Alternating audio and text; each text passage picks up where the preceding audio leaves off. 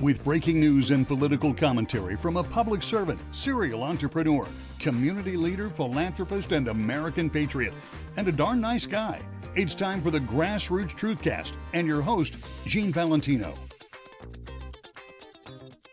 Hi, everybody, and welcome to another episode of Gene Valentino's Grassroots Truthcast. I'm here with Corinne Clark, owner and founder of freepressfail.com. Check it out. Very interesting site. The focus of today's conversation is going to be on a few different topics Corinne and I choose to get into, but the focus is the responsibility, better said, the irresponsibility of the press as we know it today. Corinne's been on Newsmax, Fox News, talked with Tucker Carlson on some of these points that have finally reached most of the citizenry in this nation. And it's the silent majority that's uprising, the grassroots, good name for our show, because it's the grassroots folks at several levels that have decided to step up and make a difference in helping you understand the truth of our democracy, our governance, our social mores, our way of life. Corinne, thank you for joining me today on this discussion. Thank you so much for having me. I am stunned with how much has happened just in the last year, putting aside our personal positions, which seem to be pretty much aligned politically and socially. I'm also aware that, this whole technology world we're in, Chat GPT, OpenAI, and a lot of the technologies are just exploding around us. And basically because of bad behavior, we've seen the advent of social media platforms and sites like yours and mine coming out to sustain this conservative point of view that we're very concerned about, making sure it doesn't get lost in a socialistic, Marxist, oppressive overtake of our democracy. Jump in, tell me what you think of that comment. Yeah, absolutely. I think you're completely correct. They are their worst enemy, and that is the only benefit of the fake news and the tech giants that are so dedicated to censorship is their censorship and their unaccountable reporting and their blatant lies have contributed to a growing distrust in the media. And overall, I think that's probably a healthy thing. I know it's a little bit sad, and once you crack that egg, you can't really uncrack it. You start doubting every single thing that you read and every single thing you see. But I think overall that is a good thing, and we have to realize there are a lot of bad actors here who want the American people to believe things that are not true. And I think we saw that coming up. It's probably been happening forever, but we saw it so blatantly in 2016 against the Trump campaign, and then even more so with COVID in 2020, just this overwhelming fake news, overwhelming lies, and the censorship and oppression and this guilt trip of the American public to try to get you to humiliate yourself, honestly, and accept a lie as truth. When don't believe your own eyes. You should repeat our narrative. I think it woke a lot of people up, how just ridiculously blatant they were in pushing their narrative. And I think that is good. And we're seeing a lot of people rise up now. I have a lot of questions for you that circle right around that. I can't believe the level of audacity. The most recent one is Congressman Goldman, who's in the Congress. I think it was a House Oversight Committee under James Comer. And he's talking about the Hunter laptop. It was manipulated by Rudy Giuliani, as if he knew what to do with the laptop. And things like that are just pushed out there, not only by the media, but the license that some of our political elected officials have done in concert with the media to deliver a false narrative out there to everybody. Your comment on that? Yeah, absolutely. It's disheartening to see our elected officials do it. But I think an even bigger problem is that we're seeing our unelected officials, this growing apparatus in our intelligence community and our Defense Department that work with those elected officials to promote a lie, to give credibility to the lie. And there's no oversight really of those people. We don't elect them. We don't know their names. We don't know who they are, but they are standing up to say, that complete nonsense. That's true. Hunter Biden's laptop isn't real. And the media runs with it to say experts say, we've talked to the experts and they say this lie is true. And I think that is even more concerning than seeing some idiot from a random congressional district make up a lie to promote his own party. You mean the deep state terminology? I had a second Bill of Rights listed on GeneValentino.com, folks. The first Bill of Rights, as you know, is the first 10 amendments to the Constitution. My second suggested Bill of Rights, Corinne, is the 11 more amendments to the Constitution. And one of them has to do with the legitimacy of the voting process, the legitimacy of how you become an elected official, the legitimacy protecting our borders, a balanced budget, locking down one election day per year, make it a national holiday, and stop this 2-3 month in advance voting Dropbox BS that's going on around the nation now. And every single time I've heard you talk, you've spoken consistently on these issues. I think you represent the silent majority, if I can compliment you. And I think you espouse many of the precepts that a lot of people have out there that are afraid to admit it, because those bureaucrats who are under the elected official you just mentioned are 3, 6, 10 layers down in the organizational chart of government. Those people need term limits too. What do you think?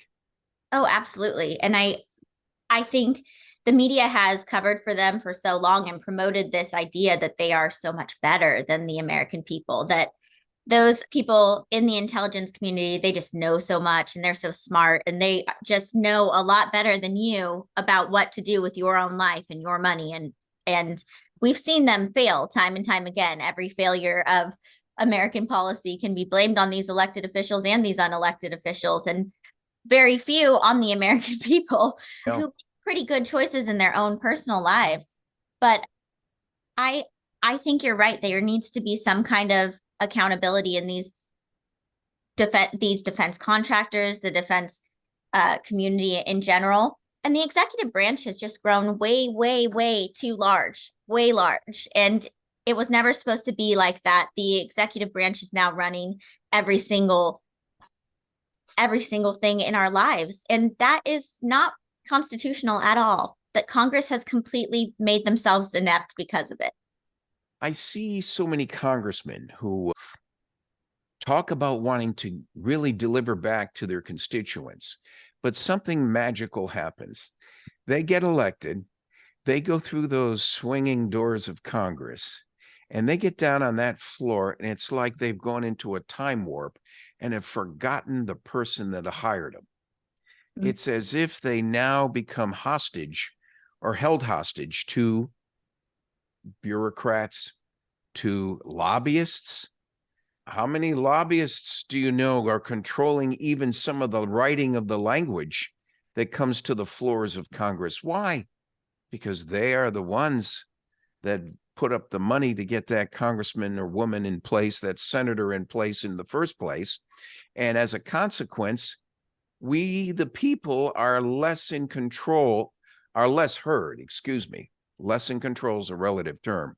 We're being less heard by those very congressmen and women that we put in there to represent us. Your comment? Absolutely. And to circle back to your other point, I think a lot of American people of us are just so fed up with that happening, because it has been consistently happening for at least 50 years of just completely ignored, and the government keeps growing. Our power is lessened. But the media has contributed to that, because they create this echo chamber where you start to feel like, well, if I'm questioning that, does that mean, my neighbor's going to hate me if I say something, or I'm going to lose my job if I say something about that, or, just the social pressure that they've created by making this echo chamber of, you have to espouse these certain values or you're a bad person and we will destroy your life over it. So it just contributes. It all feeds into each other. The media promotes these lobbyists promote these members of Congress, and then we end up with this huge mess that just keeps getting bigger and bigger. We're talking with Corinne Clark. She has a wonderful website I encourage all of you to visit, www.freepressfail.com. Very interesting. I guess you can guess because she's my guest today, and that we are of similar mind and have a conservative bent on how we look at it. But, you know, conservatism can't be that bad, Corinne. I remember just a few blink ago, it was an earlier chapter, there was this guy named Donald Trump, and he was someone that we worked hard to support. And I'm trying to figure out why the other Republicans running against him don't step back because of their failing poll numbers and get the strength building behind this guy so he can take on whoever the Democrats choose to surface with. What do you think? Well, I think Donald Trump revealed a major problem in our party, and that is that there are a lot of Republicans who are not conservatives, and there are a lot of Republicans who have an interest in growing government. And I think a lot of us woke up to that in 2016. I was a reluctant Trump supporter. I will admit, it's embarrassing now. I did not know if I could trust that guy. And I voted for him in 2016 reluctantly, hoping, you know, at least he's better than Hillary Clinton. And then I saw the party that I have supported since I've been allowed to vote every time. You know, I don't know any 18-year-olds who are really excited to vote for John McCain, but I did it. I did it for our party, and I was told that we rally behind our nominee. And then I saw how the Republican Party just turned on Trump, who the people absolutely supported. And that just grew and grew. And you just realize we are fighting a uniparty in DC. There are a lot of Republicans who think the same things as Democrats, and they think that they are not our representatives, but our leaders, that they are supposed to control us. And Donald Trump doesn't think that. He woke up to that, and a lot of people see now, okay, it's not really Republican versus Democrat. A lot of times it's us versus them. It's real people versus this establishment elite in Washington.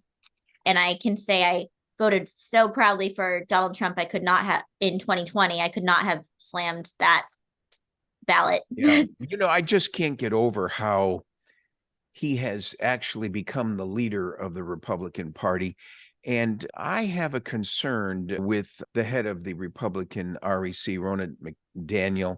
And, you know, with all the money coming out of all the contributors in the Republican Party, you would think there would be a more formidable force behind him to protect this guy. You know, there's an old saying, failure to defend the rights of other people may someday result in your rights not being defended.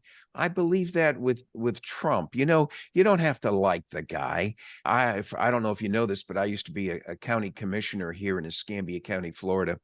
I served 2 terms, 8 years. And when I was running for reelection, I said to many, I said, you know, I can be harsh. This is a difficult job. I'm trying to get something done for you. So you don't have to like me, but you do have to appreciate that we really got some stuff done. And we did, by the way, all kinds of interesting infrastructure improvements, funding requests, allocations, economic development. We really went far in trying to improve the community. And I don't understand why people don't see that. We interviewed Peter Del Rosso with ICE the other day. It's going to be a posted 1-hour show coming up. He had some interesting insight on Tom Homan, and he talked about Donald Trump. He said, you know, when I was up in Jersey, Donald Trump gave up part of his golf course just so that we could have some additional firing practice area for our firearms training. Donald Trump never got any notoriety for that. He didn't put it out there as a political commentary or brag about it. If anything, Donald Trump, maybe like you, well, definitely like me, when someone takes a swipe at you, don't get mad if I decide to swipe back in return. Why does everybody get upset with his harsh words now when many lit the match in the gas tank for him to start his response in the first place? What do you think? Absolutely. Well, I actually think that the people who dislike Trump's temperament That's completely exaggerated. And we see that in the numbers. Trump has more support than any other Republican nominee in history. He got more votes than any other Republican ever. So I think that the media has coached us, and we elevate certain voices who are like, the mean tweets are too much for me. But in reality, I think you're right. People are more like you and me, and they have maybe had some harsh words of their own in business and in life. And when he strikes back a little, it reminds us like, oh yeah, that's why we like him, because he doesn't back down. He's more like a real person and less like, an AI politician, not less like a Mitt Romney who would have bowed down immediately. We want someone who's a little more like us. Well, there are those rhinos within the Republican Party that need a good spanking, but we definitely, in my opinion, are about to see the major fall of the Democrat Party as we know it. For them to think that they've got Gavin Newsom trying to take on Ron DeSantis, my governor here in Florida, and if that's the best they've got, boy, oh boy. And here we are discussing our bench. We got a deep bench, don't we? I mean, there's currently, as of today, December 4th, Doug Burgum just bowed out of the race or suspended his race. I think we're down to legitimately 2 or 3 other candidates other than Trump. And I'm proud of the fact that the Democratic system's working so that we have a deep bench for us to look at and consider. But the Dems, what do they have?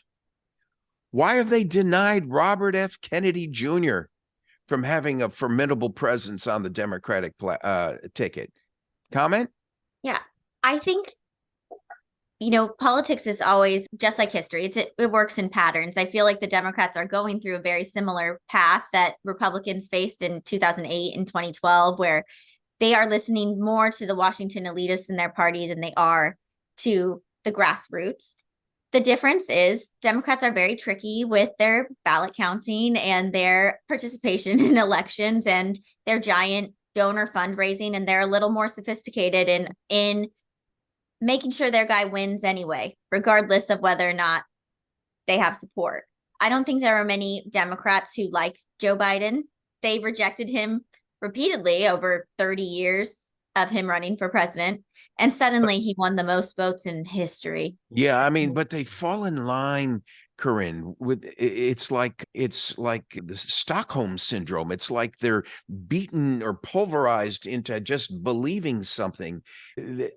Some of them, even including this Congressman Goldman I mentioned earlier, think that Joe Biden's a true historic success as president.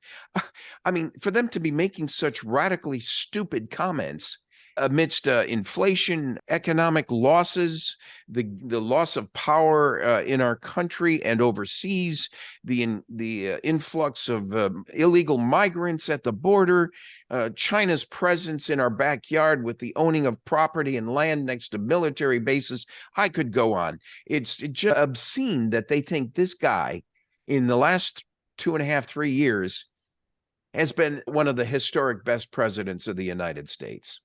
Yeah. I went to grad school for national security, and I specialized specifically in foreign propaganda. And I forget now, it's been too many years. I forget the author who wrote this, but he talked a lot about how Russian disinformation that they would force on their own people, it was less about making the people believe it was true and more about exerting authority, the humiliation factor of forcing someone to regurgitate information that they know is not true, because that leads to control. It's internal humiliation. And I feel like that whenever I see these guys say like, this economy is the greatest we've seen in decades, it's like, we bought milk. We do know how inflation is affecting us, but there's this humiliation factor. They want us to say it's true. We told you it's good. Say it's good. And that is the expression of authority, for you to actually give up what you know is true in favor of regurgitating a lie. It's the most powerful tool in their toolbox, and they love doing it. And whenever I see those members just lie blatantly like that and the media lie, I just think about that all the time. This is not about making you believe it's true. It's about making you like turn your back on yourself, on what you know is true. Was this a motivation for you forming your website, freepressfail.com? It definitely contributed to the passion behind it. I think the way that the media is intertwined in our political system, it's just unlike anything that we've ever really been able to study, because media is so much bigger than it ever was before.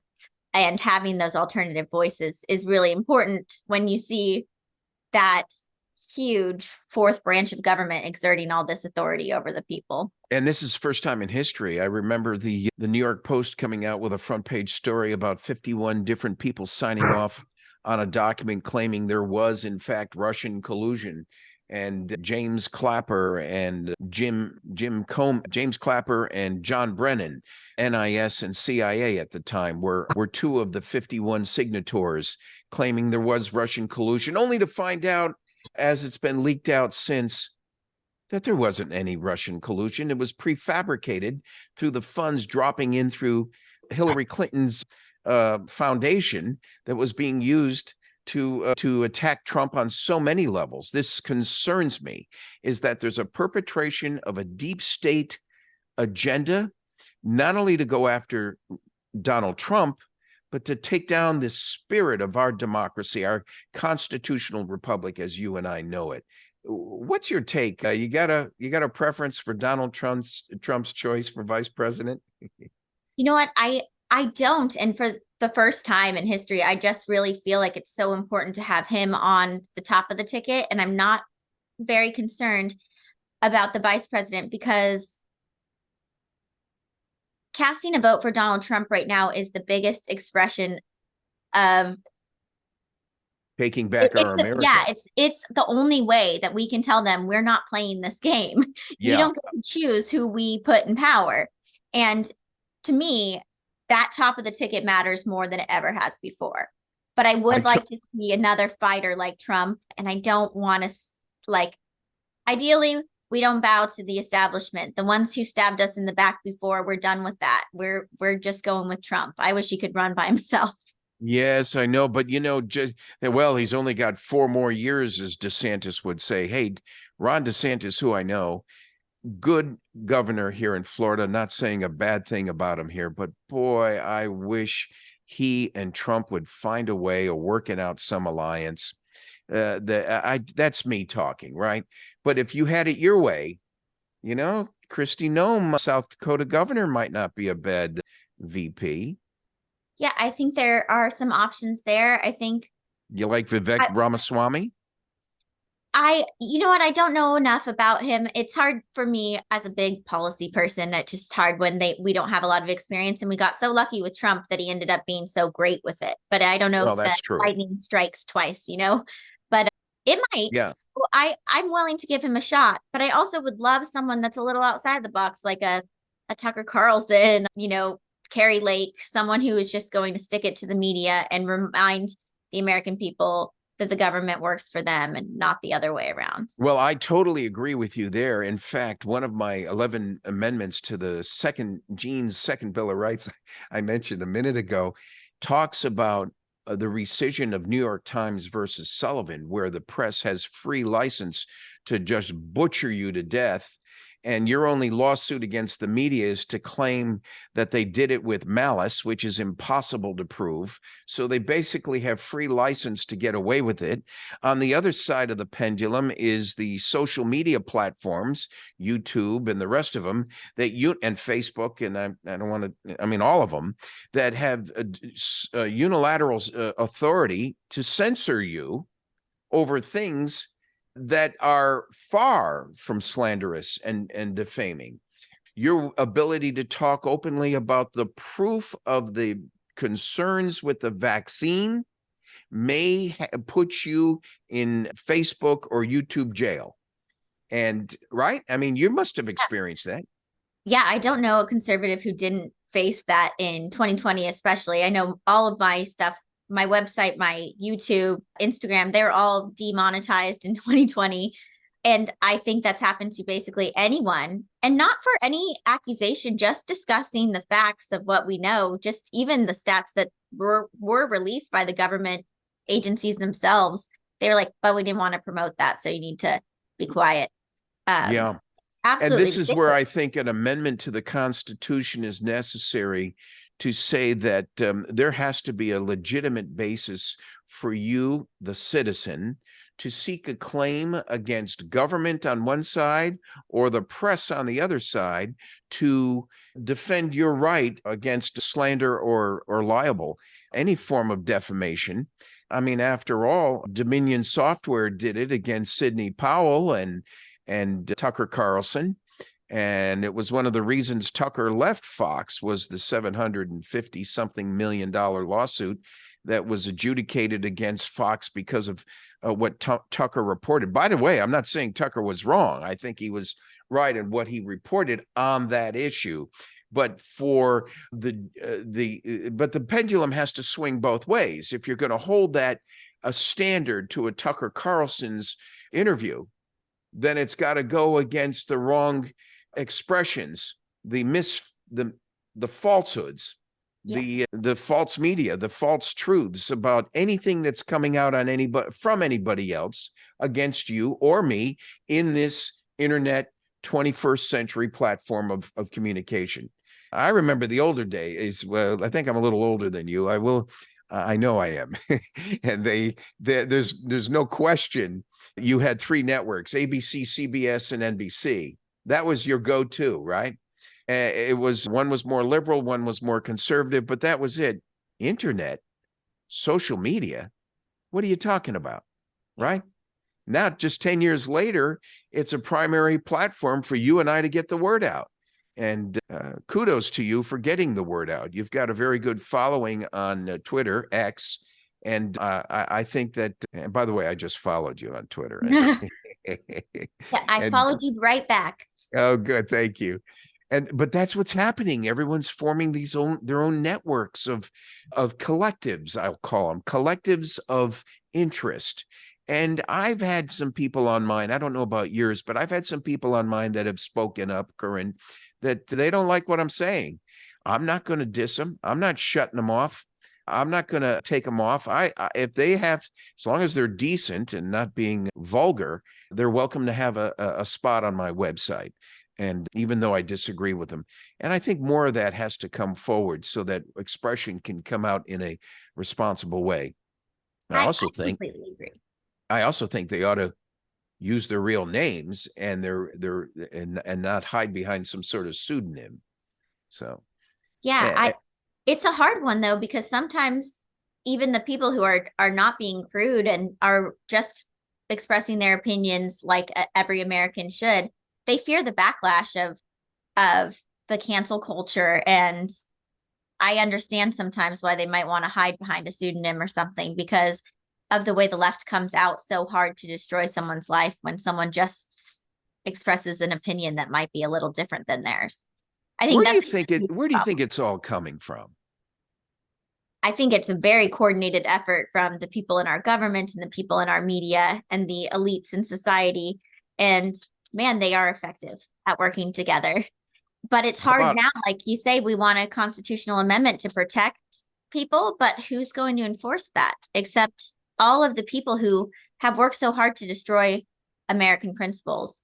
And I think the only way we stand up really is platforms like yours and like mine, and people really having these discussions regardless, and maybe no longer fearing the backlash, just expressing it anyway. It's the only way to take their power away.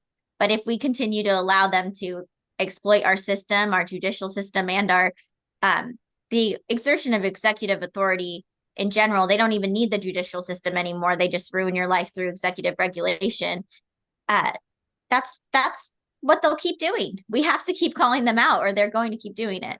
I remember it was not too long ago. It was Chuck Schumer who made a statement in front of the Capitol. Gorsuch, we're coming after you. I think that's the Supreme Court justice he was referring to. But for a United States senator, a Democrat liberal, to come up and use a public platform to threaten a Supreme Court justice, not talk about the merits of his decision, but to threaten him as if he needs to be taken down. There must be some consequence in our system that punishes even the elected officials for such wrongdoing. And I proposed as one of my amendments a supreme magistrate system. I'm a guy who wants less government, not more government. Let me just say that. But we need a system, not for you and I to wait till the next, oh, I'm going to get rid of Biden. No, we'll wait. We'll get him out in the next election. Wrong. That's too much time has gone by. Too much got screwed up. We need a system in place somehow that gets the guy out sooner if there's allegations or evidence of wrongdoing.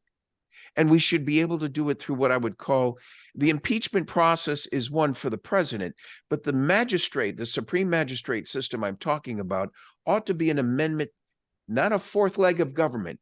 In fact, it should be under the judiciary. But there should be a mechanism by which you and I can go to and say, hey, look, did you see this wrongdoing? These people need to get out and be punished.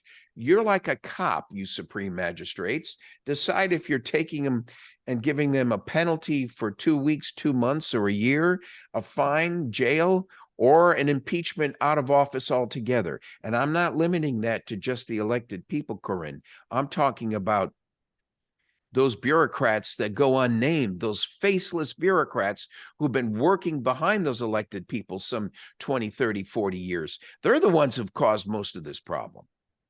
Absolutely. And I mean, ideally that would be great, but I think what we have to do first and foremost is secure our elections to make sure we have election reform that requires, all of the votes are counted and none of the fake votes are counted, and ID checks, and we actually are ensuring that our elections are fair.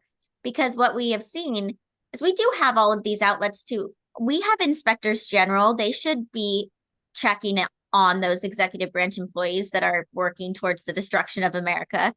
And then we're finding out later, like the inspector general at the IRS said, hey, the IRS is doing some wrong stuff. They're not pursuing these charges against Hunter Biden when I think that they would if he was anyone else.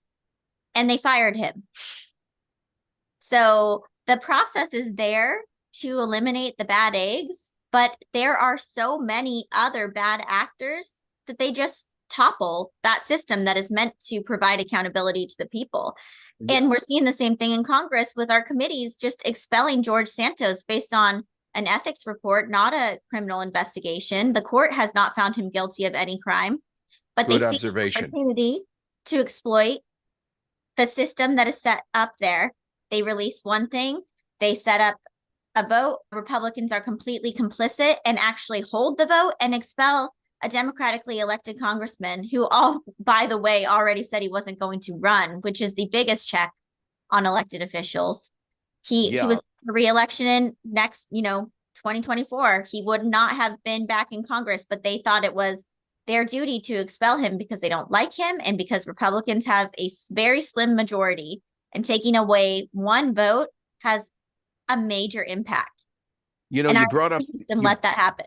Yeah, you brought up the inspector general process. I didn't mean to overlook that or make light of it. That you are correct. My only concern with it is that the appointed positions end up being appointed by whom? The person elected. And your inspector general people, including the attorney general and everything down from there, end up following a pattern of protect my boss. And I'm concerned about the independence and the objectivity in making sure those inspector generals come after the bad boys and girls that are doing wrong. And I just throw it out there as an something to complement the inspector general system. But your point's well received. I was listening to Byron Donalds, congressman from South Florida, recently on the national news, and he talked about, hey, the guy may have done something wrong. He may be found guilty, but he hasn't. The judicial process hasn't worked yet. Time out. Then why did they do anything and bring Donald Trump to impeachment hearings when there was no evidence or vetting that went on in advance, like our House of Representatives and our judiciary is doing now? We're going through a deliberative process now to see if Biden should be impeached. They certainly didn't do that on Trump, did they? Absolutely not. And I think that is one of the things, like we were talking about earlier, there's a certain amount of complicity within the Republican Party that has contributed to this growing problem in Washington where they're silencing the people. They absolutely tried to impeach Trump several times in direct conflict with democracy, but they didn't care because their ultimate goal is their own power. Republicans helped them do it.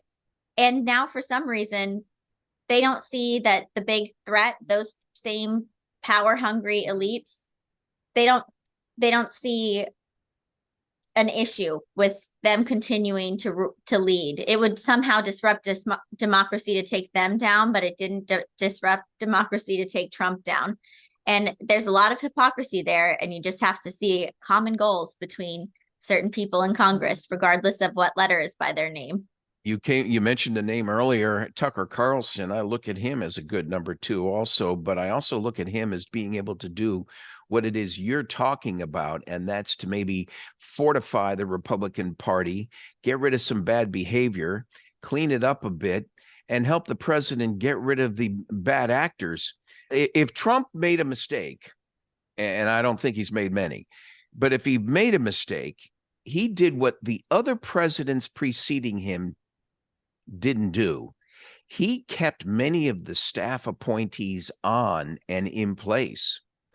Carter, Bush, Clinton, Obama, they fired everybody and they brought in a whole new team. Trump didn't. Trump, as a courtesy, kept some of those people in there. I think if he comes back, and I pray he does, I think these people better be looking for a job, because I don't think he'd make that mistake twice. Your comment? I certainly hope not. It really has to be cleared out. So many of our agencies need to be completely wiped out, if not entirely abolished. Yes, I agree. And I do think it was a huge wake-up call. Like I said, 2016 was an introduction, and 2020 was proof that it is an us versus them system, and there are too many people that are working against us in Washington, and they need to go. They need to get out of those positions, their security clearances, their pensions, everything that we pay for, so that they can continue this nonsense. It has to stop. And I really hope that if Trump gets in there again, if they let him, if somehow he overcomes the system that is entirely set up to destroy him, if he can get in there, he has to burn it down. And I will be cheering him on if he does. And I'll be right at your side, anxious to do it with you. And I hope I get on the short list to help you do that. Folks, we're talking with Corinne Clark. She's the owner and founder of Free Press Fail. Check it out, freepressfail.com. We're going to take a break at this moment. And when we come back, we'll probably go an extra 10 minutes just to wrap up some key thoughts we have going into 2024. We'll be back right after this. Okay, here's the second episode. David will go probably 8 to 15 minutes more, coming at you. 3, 2. Hi, friends. Welcome back. I'm here with another episode of the Grassroots Truth Cast. My guest this week is Corinne Clark, owner of freepressfail.com. And we're having a great conversation on the conservative conversation. I'll take that back. A practical conversation on where America has been and where it is right now. That's what we spent the first 30 minutes talking about. Corinne and I are going to talk now about where we're going. We know where we've come from. We know the issues that frustrate all of us. But where are we going? Corinne, where are we going in 2024? Well, I think we have a major crossroad here, because I think electing Donald Trump in 2024 is a huge message to this growing deep state, this intelligence apparatus that has been working against us, and a growing executive branch. It's our chance to really say, you know, this game is over. We're not playing this way anymore, and make our voices heard. But we're facing a huge uphill battle because the government has made itself clear that they will work against the people. They will work against Donald Trump, against parents, against voters. And, you know, they might not let us make our voices heard. And that's the first time in American history where I really feel like this is our last chance. And I feel it's the last chance, not only because of the loss of such a great leader like Donald Trump, if he doesn't make it, but I'm more concerned about the pervasive elements of a deep state that have poisoned many legs of our government, the overreach of political oversight, administrative oversight, bureaucratic oversight that has raised the ire of many of us. I mean, here we are just a few weeks ago watching the Democrats push forward 85,000 more IRS agents. I wonder why you need 85,000 more IRS agents. Hey, how about 85,000 more ICE and DHS security folks down at the southern border? What say you? Yeah, that would be a good start, but of course that contributes. If we secured our border, we're not contributing to the destruction of our own nation, and they've made it clear that is their goal. They want to infiltrate this country with a lot of people who do not believe in American values. It's completely disruptive to our economy, which puts more people out of work, which has its own long list of cultural issues and societal issues that causes. And our government has no interest in solving problems. They just want to create more, and then they step in and pretend to solve those problems by making a government bigger, and just fuels them. But what I don't understand, Corinne, is why is it that so many just seem to accept that? You know, I've come from a principle that says that before I point the finger at you, I'm reminded there's 3 or 4 fingers pointing back at me, and I better do an inventory on myself first, my own status of things, before I start accusing you of anything. I'm concerned about government and the pervasive level of bureaucrats trying to control your life, the way you think and the way you breathe. I mean, it was clear when we saw Gavin Newsom debating Ron DeSantis recently. He's talking about social imposition while people are defecating up and down the streets of his own city, of the major cities of his state, and he's totally agnostic to it's as if that's okay and he can overlook it. But the elitists, the climate change folks, you know, that's what we should be worrying about, not our southern border where our governance is being compromised. Yeah, I think that these people are so spoiled, they don't ever have to live with the consequences of the policies that they impose on us. You know, it's hard to see the poop on the streets when you're in your private jet. So it doesn't affect him. And he can continue to lie about it because he will never have to walk those streets, and he will never have to get a real job. And he has enough money that he doesn't care if he has to pay $10 for milk. It doesn't bother him. They're living in a completely different world than the American people, and that is a major problem. Okay, that's more on the election. What would you like to see happen in 2024? I would love for everyone I know, everyone who is so frustrated with the system, I would love for us to all turn out. Like, I know there's a problem when we see the system rising against us. A lot of people are like, what is the point of even participating anymore? They just want to squash us. And they do. I think that's a valid assessment of the current situation. But I want not just conservative, just the American people who are tired of a government that steps on the people. I want us to turn out in such large numbers that they could not possibly steal an election from us. And I believe that is exactly what's going to happen. Now we haven't solved the ballot process problem. We haven't addressed a unified election parity between all the states of the nation. The Constitution allowed for the states to manage the election process, but is there not a place in this nation for us to create a commonality that goes across all 50 states so that the election process is uniform?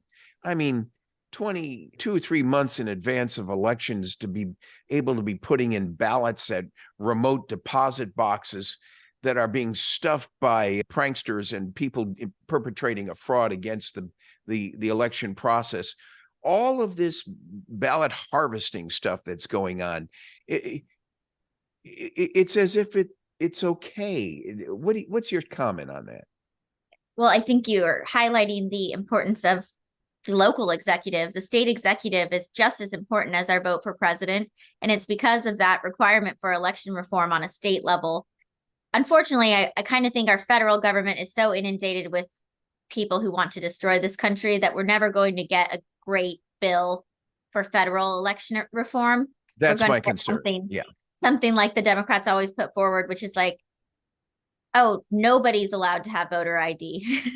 Yeah, And but that's if you don't put a bill together for election reform nationally, aren't you just exacerbating the problem at the state by state level?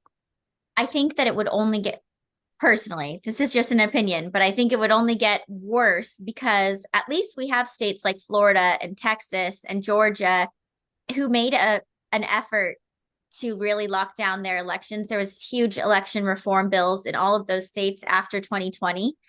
And that is major progress. But if you have a federal bill that's completely weak, it wipes out the progress made by those states. I'd rather have 3 strong states than 0 strong states. Well, that's true. But then I would just ask the remaining 46, 47, 48 states in the nation, look at what Florida did.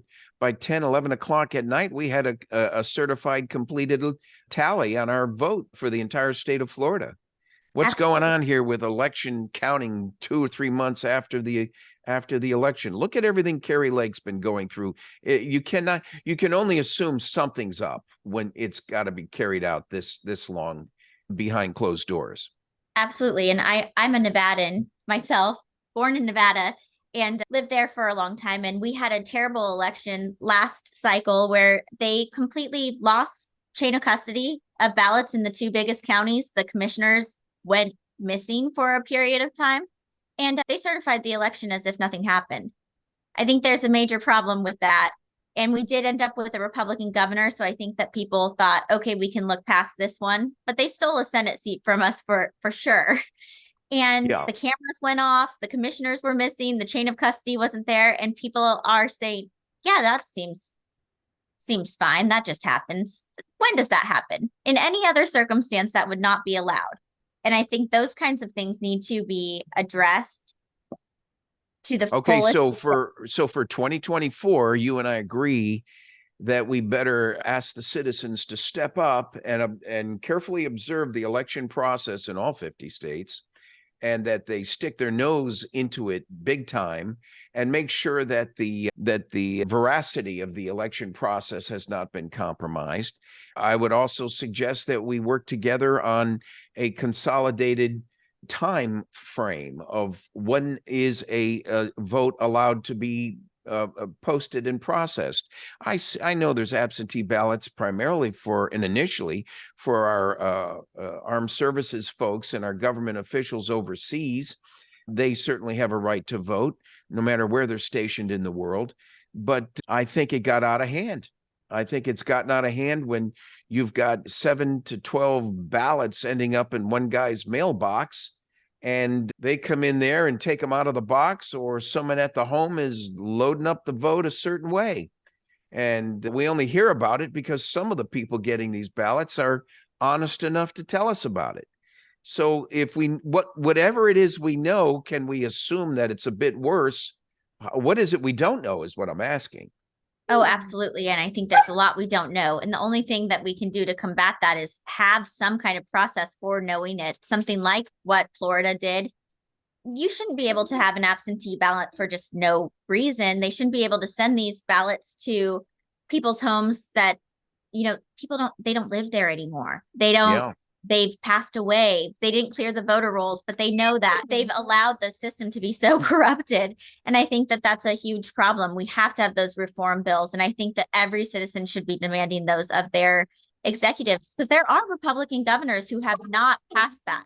That's correct. 2024. What's on your agenda? What are you going to be working on? Well, hopefully any day now I'll be having my first baby. So that's the biggest project on my list. But Congratulations. Thank you so much. Little girl waiting for her. She's already a week overdue. So we're any day. But I will be continuing my work at freepressfail.com to highlight some of the failures that we've discussed today about how the media is just in collusion with the government to try to silence the American people. So we will be doing a lot of that work. And that's important, but we will also be very funny about it. And we'll have a lot of funny articles to get us through these tough times. You mentioned, I saw your interview with Tucker Carlson and other people on Newsmax recently. Your agenda include anything in that environment?